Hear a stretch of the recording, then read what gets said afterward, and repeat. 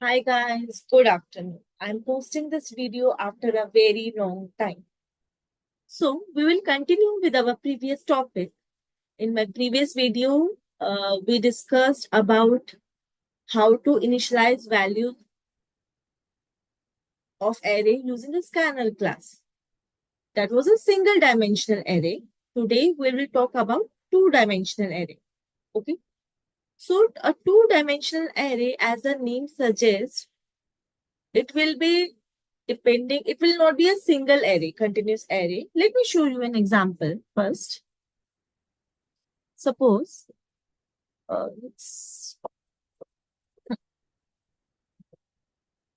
so if I am creating a single dimensional array like int r1 equals to 1, 2, 4, 5, 1 to 45. So it's single dimensional, one row, one column. No, sorry, one row and three columns, as there are three values in this array 1, array 1. Now, suppose I want to create an array like this. Okay. 1, 1, 2, 3, 4, 5, 6, 7, 8, 9. So here there are three rows, and in each row there are three values. So there are three columns in each row. So this is a two-dimensional array, as we are going horizontal as well as vertical values, right? So it is a two-dimensional array is depending upon rows and columns structure. All right. So how to declare a two-dimensional array? Let's see. Here in this program, we will study about how to declare and initialize a two-dimensional array, and how to print the values in it. So I'm declaring a two-dimensional array. As it is two-dimensional, there will be two square brackets. Array 2 is equal to, as we all know, the values, when we try to initialize the array, we have to initialize the value in the curly braces. So there, this is opening and this is closing of a curly brace, right? In these curly brace, I will initialize the value for array 2. We can take this example only, where there are three rows and three columns. We can say that there are three values in each row. All right. So let's declare it. 1, 2, 3. As there are more rows, this is first row and the second row as well. So I have to provide comma. If this is the only row, then I do not have to provide any comma. As we have three rows, we have to provide comma over here. In the next line, I can write the other values. This is second row and this is third row. Yes.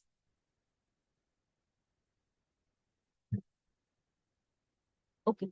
So this is the last row. So I have to provide comma over here, and as this is the last row, I do not have to provide comma over here, as this is the last row in my array. Right? Okay. So let's access the values. As this is two-dimensional, we have to use two loops, one outer loop and one inner loop. Outer loop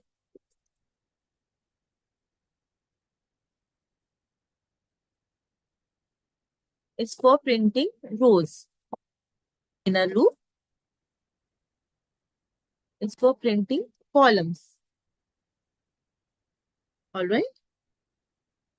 Now suppose I have to find the number of rows in the column, in the array. So number of rows we will find out with array dot length method, right? Like if I print array 2 dot length, it will give me the size of the array, which is dependent on number of rows in the array. So in this array length will be 3, as there are 3 rows, right? Row 1, row 2, row 3. So the outer row, which will represent the number of rows, is 3. 3 times the outer loop will run. All right.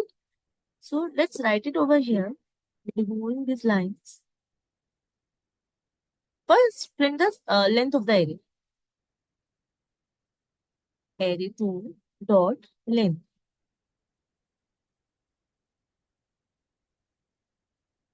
It is 3. Okay. 3 times the outer loop will run. Let's talk about the inner loop. The inner loop will depend upon each row's length. Okay.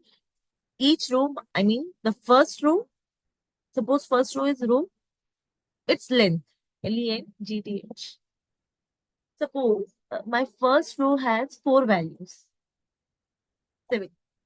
Second row has 3 values. Third row has 3 values. So depending upon that, the inner loop will run. Okay. So for running the inner loop, we need to find the length of each row. All right. So let's check. Let's remove the extra space.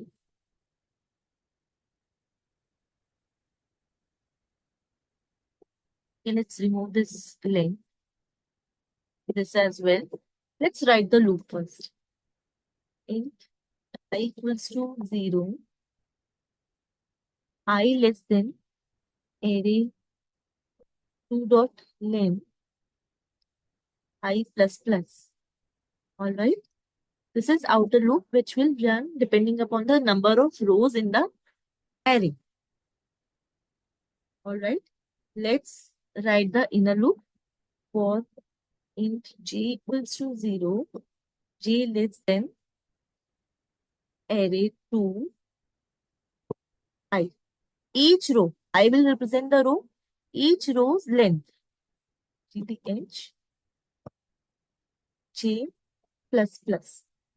So second, the inner loop, the second loop will run according to the length of each row. All right. Then we have to print the value of the array.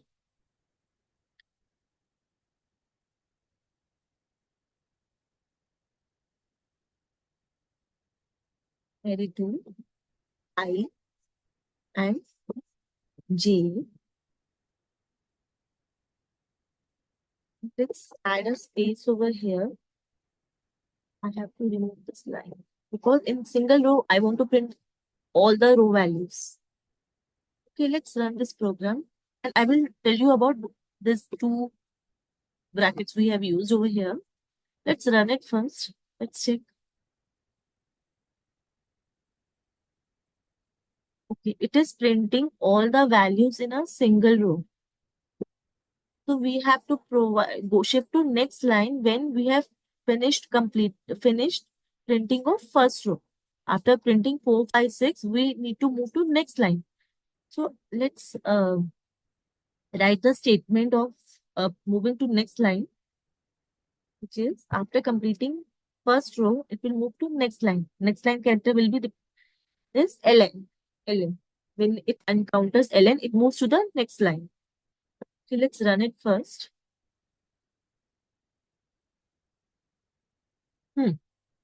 See, it is printing all the values the way we want it to print it, right? Okay. So we need to talk about this thing. Okay. Let's add a comment. Okay. So I have written array 2, I and j. So first time the value will be printed will be array 2, 0, 0, 0, right? As i's value is 0, j's value is also 0. the first value that will be printed is 0th row 0 column. So 0th row 0 column is value 4. Okay, so 4 is printed. Second time the loop will run, the value will be printed will be 0th row and first column, because for first row I variable, all the values of j variables, that is the column values, will be printed. Okay, so j's value is 1 now, right? I value is still same. J's value is incremented. So j's value is 1. So 0, 1 will be 5, as it is first 0th row and first value, right? 0th row and first value. Okay. Third time, when array value is displayed, the value will be 0th row and second, it is third value. 0th row, second value, 0 to index, which is 6 in this case. So guys, you can also practice this example of two-dimensional array, and do let me know in comments if you face any difficulty. Thank you guys.